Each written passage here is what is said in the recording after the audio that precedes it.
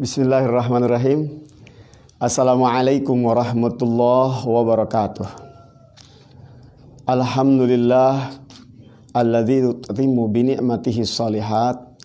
Asyhadu an la ilaha illallah wa asyhadu anna Muhammadan abduhu wa rasuluh. Allahumma shalli ala sayyidina Muhammadin wa ala alihi wa ashabihi wa man tabi'a hadiyahu minas salihin was salihat. Amma ba'du, ikhwati rahimakumullah, kaum muslimin yang dimuliakan Allah Subhanahu wa taala.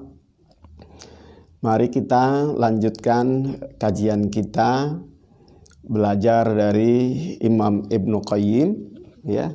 Bagaimana kita menyiasati siasat setan terhadap kita. Ya, karena setan itu menyerang kalbu kita, menyerang pikiran kita, dan menyerang perasaan kita. Maka mari kita pelajari tentang diri kita itu. Saudara kaum muslimin rahimakumullah, alhamdulillah buku ini begitu tuntas membuka tentang bagaimana setan menyerang kita, dan bagaimana kita melakukan penolakan, pencegahan, bahkan terapi bila sudah kena serangan. Saudara kaum muslimin rahimakumullah, bab yang kali ini kita akan bahas bersama-sama.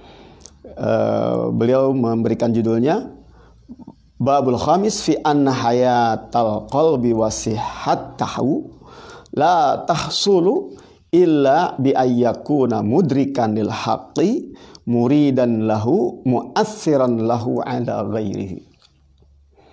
Ya.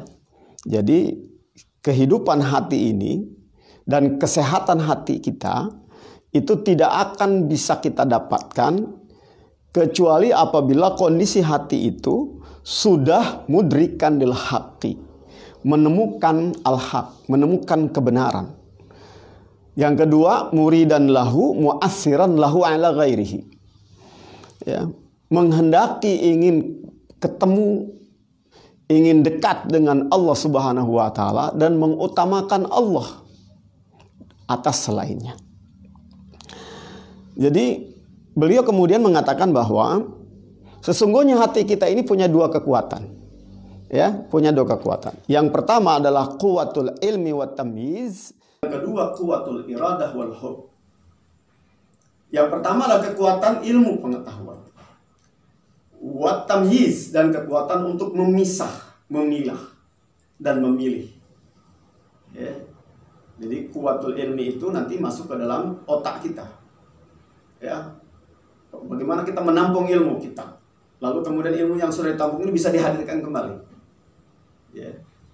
Nah, tapi otak kita ini bukan hanya seperti kaset yang menampung semua informasi dan disimpan, ya. Tapi otak kita ini punya sistem, ya, yang pengetahuan itu ada yang diterima lalu kemudian dibuang, ada yang diterima lalu kemudian disimpan, ada yang diterima lalu dibenturkan dengan apa yang sudah pernah disimpan sebelumnya.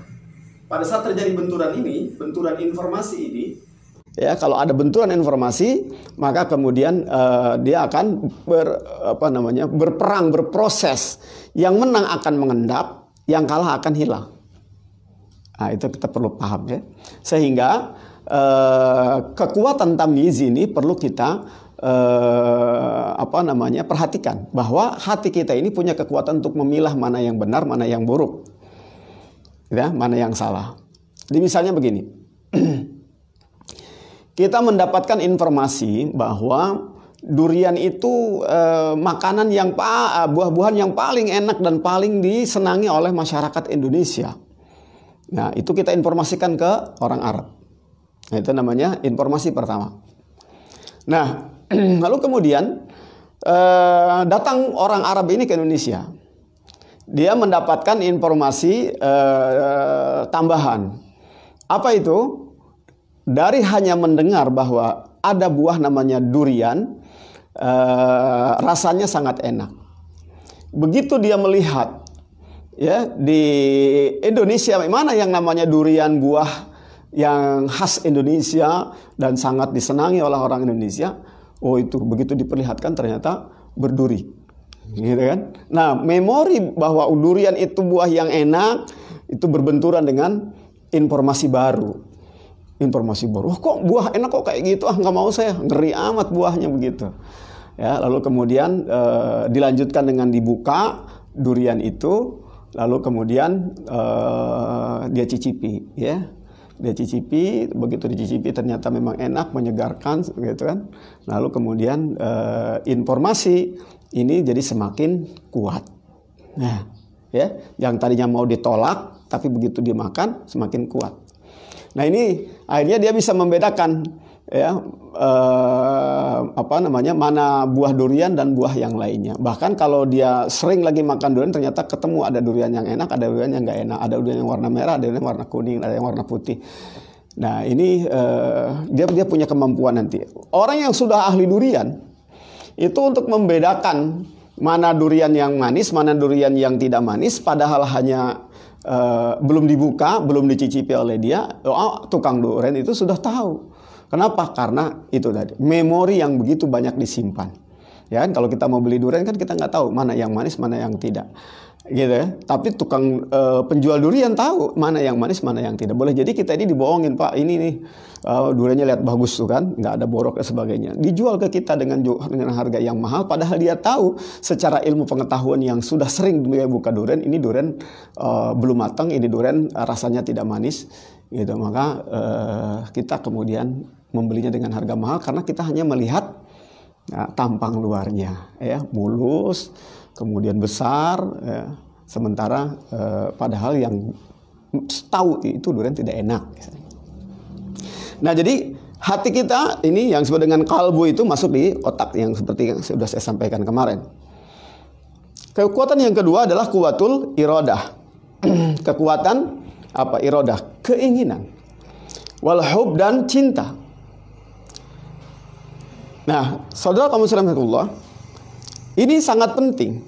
Bagaimana seseorang memiliki kekuatan dalam hatinya, ya, memiliki kekuatan dalam hatinya untuk bisa mengambil yang baik-baik, mencintai yang baik-baik. Ya, seperti saya sampaikan tadi, orang yang mendapatkan ilmu pengetahuan atau informasi bahwa durian itu enak, apalagi durian ini, durian itu misalnya, lah dia punya keinginan untuk mencicipinya. Lalu akhirnya kemudian dia mencintai buah itu. Ya, kira-kira seperti itu gambarannya. Saudara kaum muslimin rahimakumullah, disinilah kita kemudian mengetahui rahasia kenapa kita diminta oleh Allah Subhanahu wa taala untuk memohon kepada Allah, ihdinas siratal mustaqim siratal ladzina an'amta 'alaihim ghairil maghdubi 'alaihim waladdallin. Jadi jalan yang kita minta kepada Allah adalah jalan al-mun'am 'alaihim, orang-orang yang diberikan nikmat kepada mereka. Ya, diberikan nikmat kepada mereka. Nikmat apa? Dua kekuatan tadi. Kita perhatikan berikutnya. Ghairil maghdubi, bukan orang-orang yang dibenci oleh Allah. Yang dibenci oleh Allah Subhanahu wa taala disebutkan dalam banyak tafsir bahwa yang dibenci itu adalah orang-orang Yahudi. Ya, al-maghdub alaihim itu orang-orang Yahudi. Kenapa orang Yahudi dibenci Allah Subhanahu wa taala? Mereka ini punya kuwatul ilmi wat tamyiz, tapi tidak punya kuwatul iradah wal hub. Mereka bisa mengetahui tentang Allah, mengetahui dalil, mengetahui yang mana yang benar, mana yang salah. Tetapi sayang, mereka tidak punya kemauan. Jadi punya ilmu tapi tidak punya mampu. Ya, tidak punya kemauan, tidak punya cinta untuk mengamalkan kebenaran yang ia temukan itu. Makanya dibenci oleh Allah Subhanahu wa taala. Inilah karakter orang-orang fasik kalau di tengah umat Islam. Ya, orang fasik itu orang yang sudah tahu ilmu, sudah tahu mana yang benar, sudah tahu sholat duha itu ada manfaatnya, tapi nggak mau mengamalkan. Nah, ini orang-orang fasik. Sudah tahu bahwa itu haram, tapi nggak mau meninggalkan. Itu orang-orang fasik. Begitu. Ya, jadi ini berarti jalan nggak lurus ini. Ini jalan yang nggak lurus. Nah, yang kedua, jalan yang nggak lurus yang kedua adalah al-maghdubi alaihim waladdallin, orang-orang yang sesat. Nah, orang yang sesat ini adalah mereka yang tidak punya quwwatul ilmi wa tamyiz, walaupun dia punya quwwatul iradah wal hub. Jadi para mufasir mengatakan bahwa ad-dhalin ini adalah orang-orang yang Nasara. Kenapa orang Nasara ini disebut dhalal? Karena kebanyakan mereka itu sangat ingin menghamba kepada Allah, sangat ingin mensucikan diri, ya, sangat ingin menebus dosa. Namun sayang, ilmu mendekat kepada Allah, ilmu mensucikan dirinya, dan ilmu ibadahnya, ya, ilmu mendapatkan pahalanya nggak baik, ya, nggak benar, malah sesat. Kenapa? Ya, karena mereka saking mencintai Allah Subhanahu wa Ta'ala, mereka juga mencintai yang dianggap oleh mereka sebagai anak Allah, sampai-sampai anak Allah itu jadi Tuhan. Jadi itu ada Tuhan Bapa, ada Tuhan Anak. Ingin mensucikan diri karena mereka merasa bahwa kenikmatan dunia ini mengganggu dan mengkotori hati. Itu mereka biarawati, pendeta-pendeta yang ingin lebih suci lagi, mereka itu meninggalkan menikah dan tidak mau makan daging.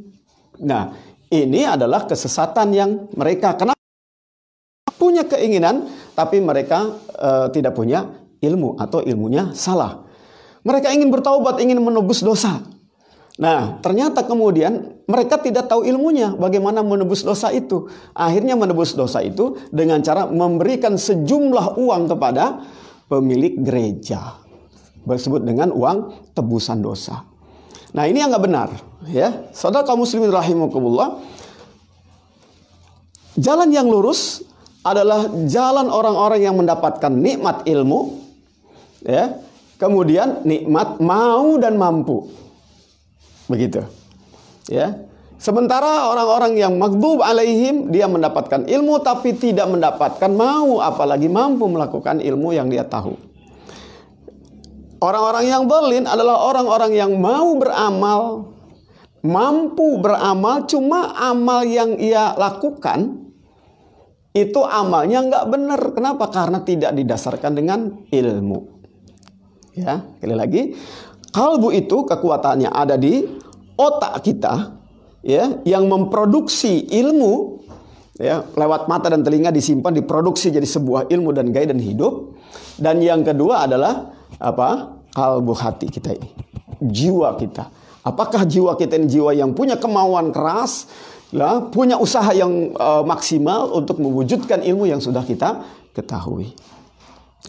Saudara kaum muslimin rahimakumullah, ini dalam urusan bukan hanya akhirat, tapi dalam urusan dunia juga. Bukan hanya dalam urusan ibadah, tapi juga dalam urusan muamalah, ya, maliyah misalnya. Misalnya gini, orang ingin bisnis. Dia sudah tahu ilmu bisnis. Fakultasnya, kuliahnya di kuliah bisnis. Ya, belajar tentang bisnis. Ya, tentang untung rugi dia tahu, sistemnya bagaimana dia tahu. Cuma dia tidak punya kemauan untuk menjalani bisnisnya. Ini namanya orang punya ilmu tapi tidak punya mau dan tidak punya mampu. Akhirnya apa? Ya teori bisnisnya tinggi tapi dia tidak bisa menjadi seorang pebisnis. Gitu. Nah, ada orang yang punya mau. Ya, punya mauannya kuat, ikhtiarnya kuat. Dia berbisnis, subhanallah, nggak pernah berhenti bisnisnya. Bisnis ini bangkrut, bangkit ini bangkrut, bangkit lagi, bisnis ini bangkrut. Hidupnya bisnisnya gagal terus. Nah, ini kan sayang juga. Kenapa orang ini kok berbisnis sayang, gagal terus, tertipulah, gitu kan, bangkrut lah, ya, tidak laku di pasaran lah. Kenapa? Karena dia berbisnis tanpa ilmu, gitu kan? Jadi orang sesat, ya, beramal tanpa ilmu ini akan rugi dunia dan akhirat. Orang yang berilmu tapi tidak mengamalkan ilmunya, ini juga termasuk orang-orang yang rugi. Orang yang mun'am, yang mendapatkan nikmat, baik nikmat dunia maupun nikmat akhirat, orang yang banyak ilmu, lalu dia menerapkan ilmunya. Karena dia punya hati yang punya kemauan yang tinggi, punya hati yang sangat kuat untuk mewujudkan apa yang sudah ia tahu. Saudara kaum muslimin rahimakumullah, Allah Subhanahu wa taala dalam Al-Qur'an banyak menyinggung tentang dua hal tadi. Bagaimana Allah mengenalkan dirinya agar diketahui oleh orang, lalu kemudian didekati oleh orang. Ya, kita baca nih di Ramadan kan, sudah pada hafal kali ayat tentang doa. A'udzubillahi minasyaitonirrajim. Wa idza sa'alaka 'ibadi 'anni. Bila hambaku bertanya tentang aku, wahai Muhammad, fa inni qarib ujibu da'watad da'i idza da'an. Ini mulai Allah mengenalkan dirinya. Kata Allah apa? Fa inni qarib, katakan Muhammad, aku ini dekat. Ini namanya quwwatul ilmi wal idrak wat tamyiz. Ya. Fa inni qarib ujibu da'watad da'i idza da'an, aku akan mengijabah.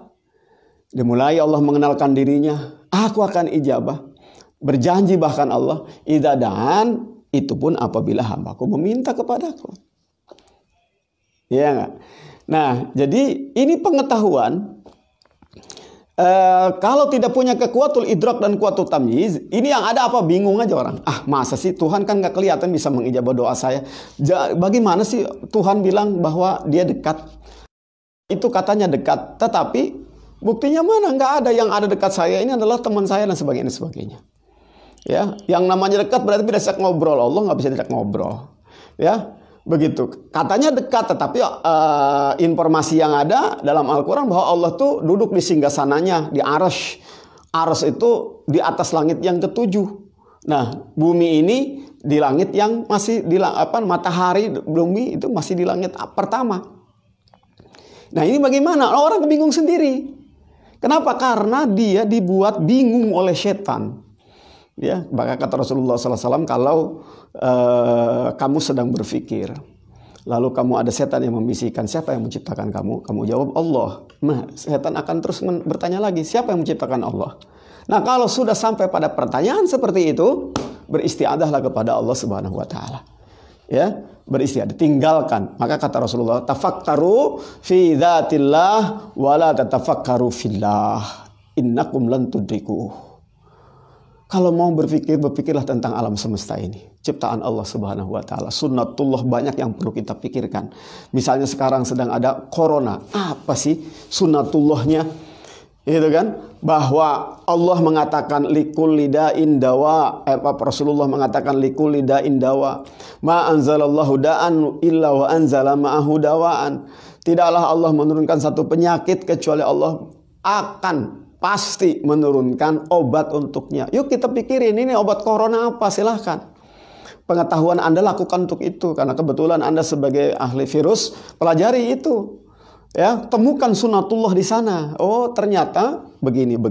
Sampaikan pada umat, telah memberikan kebaikan berarti. Ini namanya ilmu yang ditindaklanjuti dengan mau dan mampu mengamalkan ilmu itu, artinya memberikan kebaikan kepada manusia.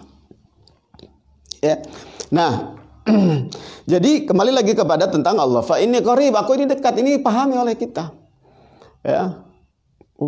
Dekatnya kayak gini. Baca bagaimana pandangan para ulama tentang kedekatan Allah itu maksudnya seperti apa. Ya. Kemudian Allah mengatakan ujibu da'watad da'i idza da'an. Ujibu da'watad da'i idza da'an. Kalau ada yang berdoa saya akan ijabah. Oh, kita mungkin protes. Saya sudah banyak minta kepada Allah tapi belum satu pun permintaan saya yang diijabah oleh Allah Subhanahu wa taala. Nah, ini kita perlu pelajari nih bagaimana bentuk ijabah doa. Insyaallah nanti ada saatnya ya.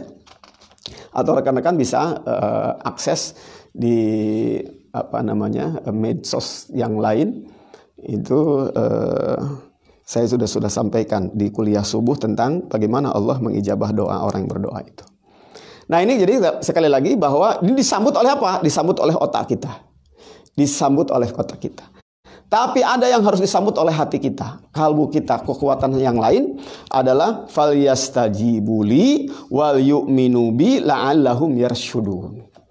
Jadi falyastajibuli, kalian harus mengijabah permintaanku. Wal yu'minu bi, dan kalian harus meyakini. Iya kan? Beriman. Hati kita ini merasa begitu dekat dengan Allah Subhanahu wa taala. Hati kita merasakan bahwa Allah mendengar permintaan-permintaan kita. Hati kita meyakini bahwa Allah akan mengijabah permintaan-permintaan kita. Tapi falyastajibuli, ijabah permintaan Allah Subhanahu wa taala. La'allahum yarsyudun, agar mereka mendapatkan jalan yang lurus. Nah, jalan yang lurus itu dua. Apa? Quwwatul ilmi, dipahami Allah dengan baik atau diimani Allah dengan baik, dan yang kedua adalah ijabah permintaan-permintaan Allah Subhanahu wa taala. Di dalam ayat yang lain Allah mengatakan ya, dua hal juga, falladzina amanu bihi wa azzaruhu wa nasaruhu wattaba'un nural ladzi anzala ma'ahu ulaika humul muflihun. Jadi orang yang berbahagia itu, orang yang sukses itu menurut surat Al-A'raf ayat 157 yang juga mengumpulkan dua hal ini. Ya, jadi kekuatan iman, ya, lalu kemudian kekuatan dukungan, ya, dukungan. Dengan cara apa? Mengamalkan, mengikuti apa yang diturunkan oleh Allah Subhanahu wa taala kepada Nabi Muhammad sallallahu alaihi wasallam.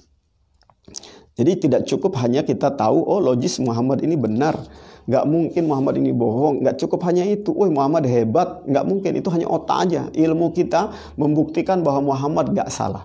Bahkan kata Al-Quran dalam membicarakan tentang orang-orang masyarakat Arab, itu bahwa orang-orang Yahudi bahkan ya'rifunahu, mereka mengenal Nabi kama ya'rifuna abna'ahum, sebagaimana mereka mengenal anak mereka sendiri. Gitu. Bahkan lebih kenal lebih Muhammad sallallahu alaihi wasallam daripada anak sendiri. Kalau anak sendiri mereka nggak yakin apakah ini dari saya atau dari laki-laki lain, gitu kan. Tapi kalau keyakinan mereka bahwa Muhammad itu Rasulullah, sangat yakin, dan mereka sangat kenal dari ciri-ciri yang disebutkan dalam Taurat. Tetapi apa? Mereka tidak beriman. Ya, kenapa? Hasadan min indi anfusihim, karena hasud, soalnya nabinya bukan orang Bani Israel, bukan orang Yahudi. Begitu. Ya, jadi kadang kita sekuatul ilminya sudah, tapi kekuatan hatinya karena ditutupi oleh sifat hasud, ia tidak mengikuti Nabi. Ya, dia tidak menjadi pengikut Rasulullah Sallallahu Alaihi Wasallam. Walaupun mereka yakin secara ilmiah, secara rasional bahwa Muhammad ini Rasul. Ya, kenapa? Karena di hatinya tidak punya quwwatul iradah dan tidak punya quwwatul hub. Kenapa quwwatul iradahnya nggak ada? Karena ditempati oleh penyakit hati yang lain. Apa itu? Hasadan min indi anfusihim, karena hasud. Saudara kaum muslimin rahimakumullah, demikian pula Allah Subhanahu wa taala menuntut kita dalam surat Al-Baqarah ayat 1 sampai 5, jelas bahwa Al-Qur'an ini kata Allah hudan lil muttaqin alladzina yu'minuna bil ghaib. Ini urusan otak. Ya, keyakinan kita, oh iya saya beriman Quran ini nggak ada ragu-ragu, la raiba fi, itu urusan otak kita. Tapi tidak cukup sampai seperti itu kalau kita ingin menjadi orang-orang yang muflihun. Harus ditindaklanjuti. Bagaimana tentang uqimunas shalah wa mimma razaqnahum yunfikun. Gitu kan? Seperti itu. Nah, ini jadi harus ada actionnya. Ada amalnya, ada iradah qawiyah dalam hati kita untuk mewujudkan keimanan kita itu, untuk mewujudkan keyakinan yang sudah kita dapatkan. Di dalam surat Al-Baqarah 177, saat Allah bicara tentang albir, Allah bicara tentang albir ini, kata Allah, walakinnal birra man amana billahi wal yaumil akhir wal malaikati wan nabiyyin. Nah, sampai situ itu di sini quwwatul idrak wat tamyiz. Kita percaya kepada hal-hal yang disebutkan tadi. Tapi harus ada actionnya. Wa atal mala ala hubbihi dawil qurba wal yatama wal masakin wa ibnis sabil wasailin wa firriqab wa aqama shalah wa ataz zakah. Ya, dan sampai akhir ayat 177. Begitu. Jadi jelas hati kita kalau punya dua kekuatan ini, itu akan sangat bermanfaat dan menjadikan diri kita orang-orang yang sukses, ya, orang-orang yang sukses. Dua kekuatan ini. Ayat yang sangat pendek yang mengingatkan kita senantiasa setiap hari harus sering kita baca, yang dikatakan oleh Imam Asy-Syafi'i, ada surat yang sangat pendek dalam Al-Quran. Kalau Allah tidak menurunkan surat yang lain, cukup surat ini menjadi petunjuk manusia untuk bisa hidup bahagia dunia dan akhirat. Apa itu? Wal 'asri innal insana lafi khusrin illa alladzina amanu wa amilus shalihat wa tawassaw bil haqqi wa tawassaw bis sabr. Ya, ini mengumpulkan dua hal tadi. Ya. Wa tawassaw bil haqq itu urusan apa? Quwwatul ilmi wat tamyiz. Jadi kekuatan ilmiah kita. Kekuatan ilmiah kita. Yang kedua, wa tawassaw bis sabr. Ya, watawa sobis sabar. Ini kekuatan amaliyah, kekuatan nafsiyah kita. Jadi kita saling menguatkan. Terkadang begini, orang sudah tahu bahwa ini haram, tetapi ternyata kekuatan hatinya lemah, hilang kesabarannya sehingga ia melakukan apa yang diharamkan itu. Ya, karena apa? Karena tidak punya kekuatan sabar. Dalam sebelumnya ya, illalladzina amanu wa amilus shalihat, dua hal juga.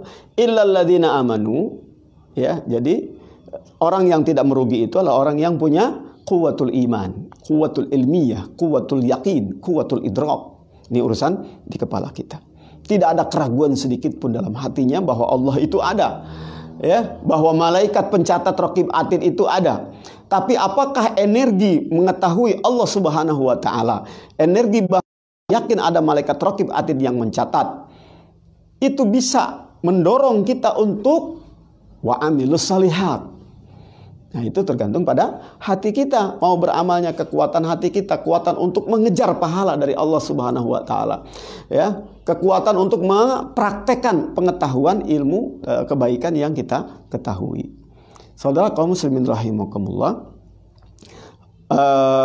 maka saya memberikan saran, ya, bagaimana kita ini membimbing dua kekuatan yang ada dalam diri kita, ya, menyempurnakan quwwatul ilmiyah bil imani billah wa quwwatul amaliyah bil amali bi ta'atihi. Nah, ini saran beliau. Jadi kita harus menyempurnakan kekuatan ilmiah kita dengan keimanan kepada Allah, kepada ayat-ayatnya, kepada ajaran-ajarannya, dan menguatkan quwwatuhu al-amaliyah, kekuatan amaliyah kita amalkan bil amali bi ta'atihi, dengan cara meniti jalan taat Allah Subhanahu wa taala sedikit demi sedikit. Di kaum muslimin rahimakumullah, mari kita berpacu di dalam bulan Ramadan ini untuk mengolah dua ini. Kepala kita isi dengan ilmu, dengan baca Quran, dengan ikut taklim, dengerin tausiah, lalu kemudian hati kita tumbuhkan. Ya, kita tumbuhkan rasa cinta kita kepada Allah, rasa kerinduan kita untuk mendapatkan surga Allah Subhanahu wa taala, rasa takut kita masuk neraka, ya, itu menjadi kekuatan yang tersendiri. Ketahuilah, kata beliau, ya, bahwa kita harus tahu dua kekuatan ini nggak pernah nganggur. Ya, dua kekuatan ini nggak pernah nganggur dalam diri kita. Nah, jadi dia nggak berhenti tuh. Dia akan terus bekerja, otak kita akan terus bekerja untuk mengetahui kebenaran-kebenaran, menampung ilmu-ilmu pengetahuan. Ya, jadi nggak nganggur. Dia akan terus berpikir dan berpikir. Ya.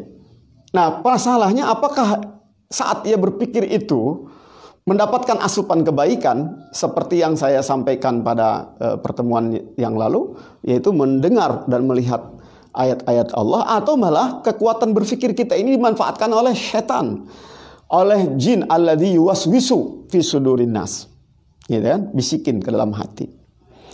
Begitu juga quwwatul iradah al-amaliyah, dia akan terus bekerja. Kita nih kalau belum nyawa dicabut, kita akan terus beraktivitas. Hati kita bosan kalau diam aja.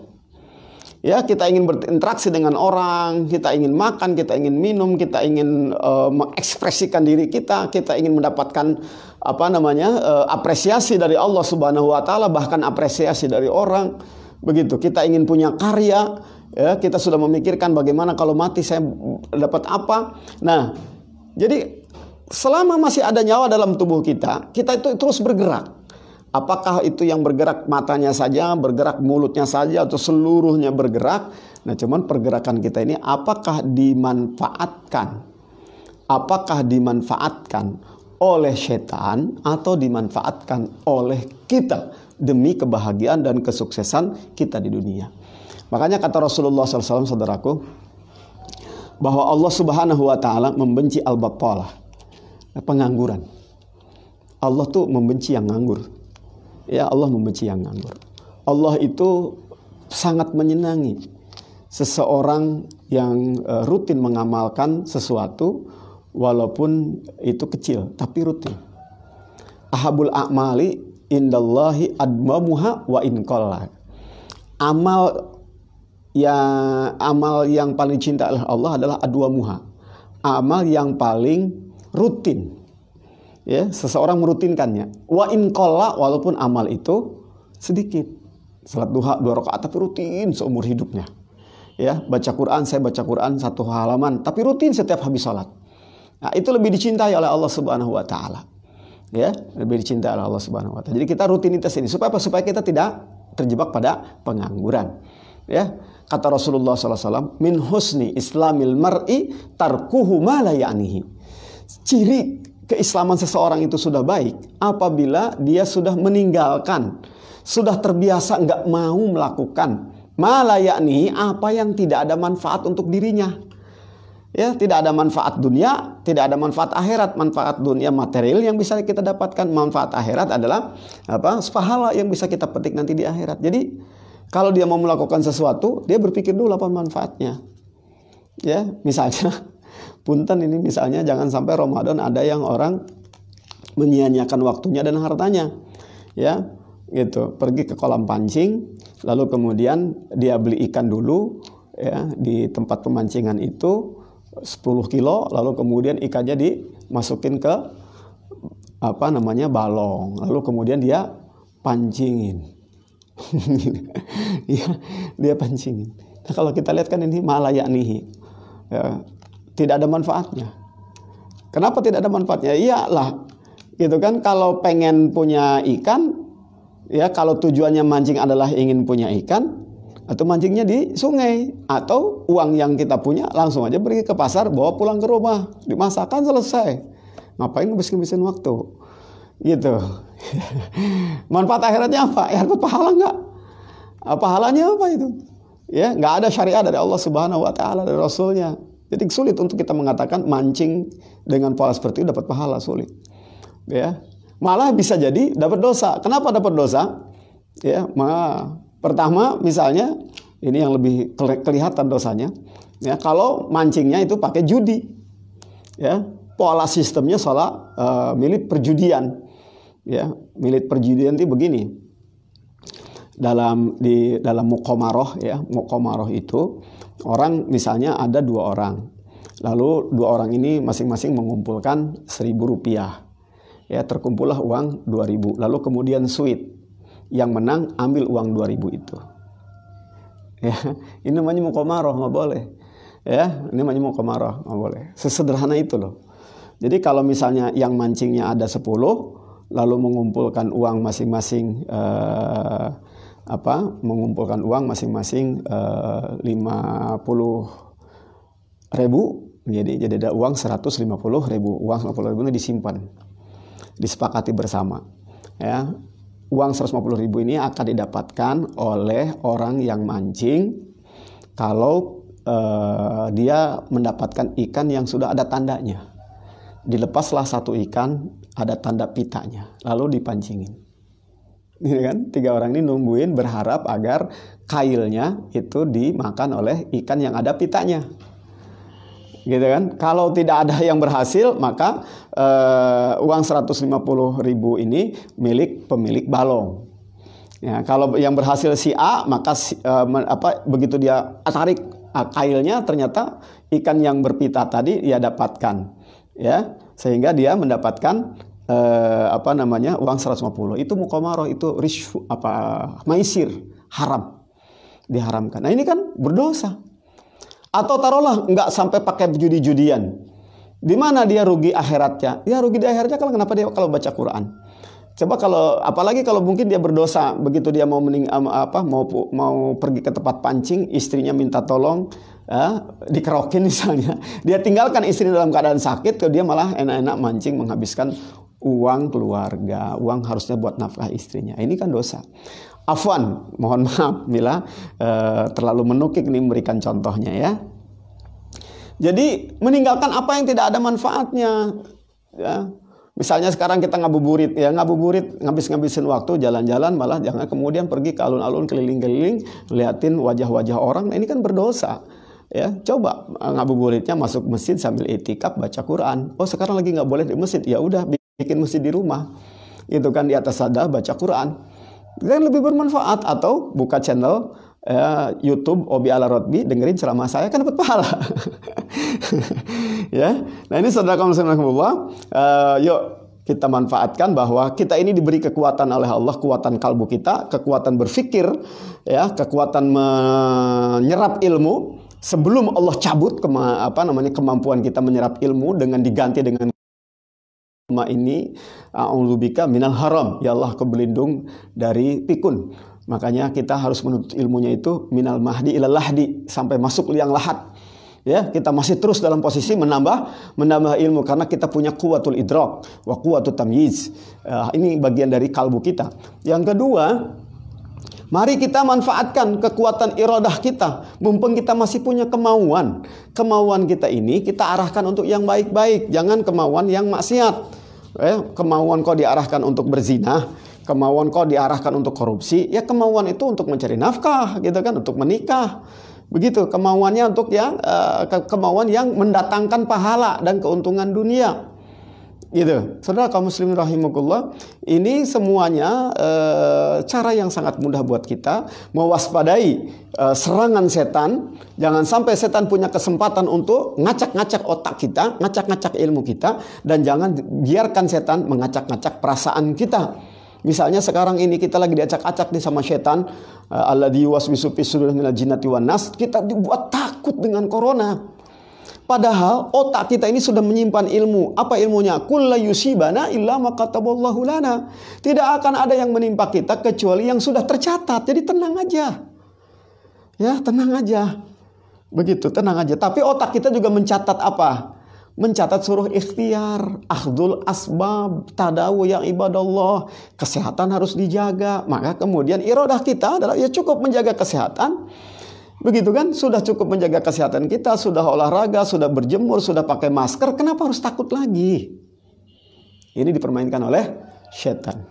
Gitu, dipermainkan oleh setan. Baik, saudara kaum muslimin rahimakumullah, sampai di sini yang bisa saya sampaikan, yang bisa saya bahas. Mudah-mudahan kita bisa bertemu kembali di esok pagi di gelombang yang sama.